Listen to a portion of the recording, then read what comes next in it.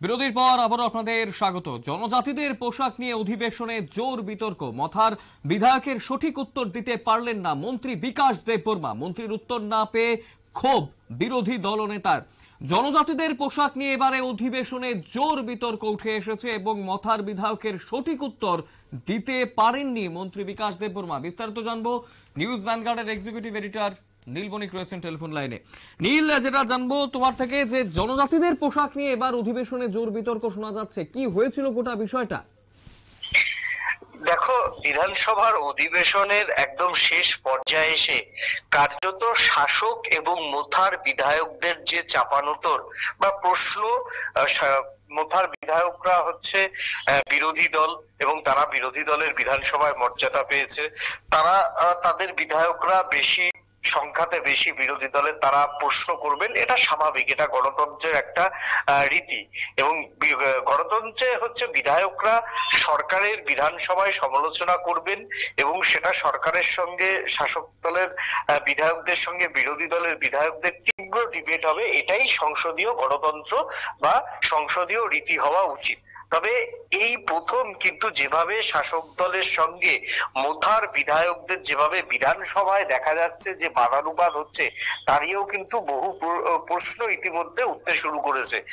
যেটা একটা রাজনৈতিক মহলের অভিযোগ ছিল যে মথা সবসময় পিছন থেকে বিজেপিকে সাহায্য করে, যে অভিযোগ মথার বিরুদ্ধে এতদিন উঠছিল, সেই অভিযোগকে কি খণ্ডন করতেই শাসক দলের বিরুদ্ধে এইভাবে বিধানসভায় অন্তত শেষের দিকে ঝোড়ো ব্যাটিং করছে বিধায়করা। এটাই কিন্তু সব থেকে এখন বহু চর্চিত প্রশ্ন। আজকে যেটা হয়েছে, উপজাতিদের যে পোশাক, সেই পোশাক তৈরি করার জন্য বিনামূল্যে সরকার কি সুতো দেবে, ভবিষ্যতেও কি এটা নিয়ে সরকারের কোনো ভাবনা আছে, প্রশ্ন করেছিলেন মথার এক বিধায়ক রঞ্জিত দেব বর্মা। কিন্তু রাজ্যের উপজাতি কল্যাণ দপ্তরের মন্ত্রী বিকাশ দেব বর্মার উত্তর সরকারের এইরকম কোনো স্ট্রেট কাটে তিনি উত্তর দিয়েছেন, কোনো ভাবনা চিন্তা নেই। তারপরই পাল্টা বিরোধী দলনেতা অনিমেষ দেব বর্মা, তিনি হচ্ছে পোশাক নিয়ে যখন কথা বলছিলেন, সেই সময় তিনি হঠাৎ করে বলে ওঠেন যে কর্মসংস্থান কর্মসংস্থান পোশাক তৈরি করাতেও কিন্তু অনেক কর্মসংস্থান হয়, গ্রামীণ কর্মসংস্থান হয়। সেই জায়গাতে গ্রামীণ কর্মসংস্থানের সঙ্গে সরকারের কি ভাবনা চিন্তা রয়েছে, সেই জায়গাতে কার্যত খুব একটা মন্ত্রী এই মোথার বিধায়কদের উত্তর একদম পরিসংখ্যান অনুযায়ী কিন্তু দিতে পারেনি। যেটা নিয়ে কিন্তু আজকে দপ্তরে ক্ষোভ প্রকাশ করলেন, মানে বিধানসভার অধিবেশন চলাকালীন ক্ষোভ প্রকাশ করেন মোথার বিধায়করা এবং অবশ্যই ক্ষোভ প্রকাশ করেন রাজ্যের বিরোধী দলনেতা। এবং সেই সঙ্গে তারা একযোগে মন্ত্রীর সমালোচনাও করেন এবং মন্ত্রীর সমালোচনা করার পরেই কিন্তু ফের দুই পক্ষের মধ্যে একটু বাদানুবাদ শুরু হয়। যদিও স্পিকার বিষয়টিকে সাথে সাথে ট্যাকেল করে নিয়ে হাউস যাতে চালানো যায়, হাউস যাতে কোনো মুহূর্তেই বন্ধ না হয়, তার দিকেই কিন্তু এগিয়েছেন স্পিকার। তবে যে উপজাতিদের পোশাক, সেই যে বিশেষ পোশাক, তাতে কিন্তু সুতো, অর্থাৎ উপজাতির গ্রামীণ এলাকায় উপজাতিদের যে ক্রয় ক্ষমতা, সেটা কিন্তু খুব একটা এখনো বাড়েনি। সেই জায়গাতে দাঁড়িয়ে তাদের যে স্বাচ্ছন্দ্য, সেই স্বাচ্ছন্দ্যের উপর কিন্তু একটু জোর দিতে চেয়েছিলেন মথার বিধায়করা।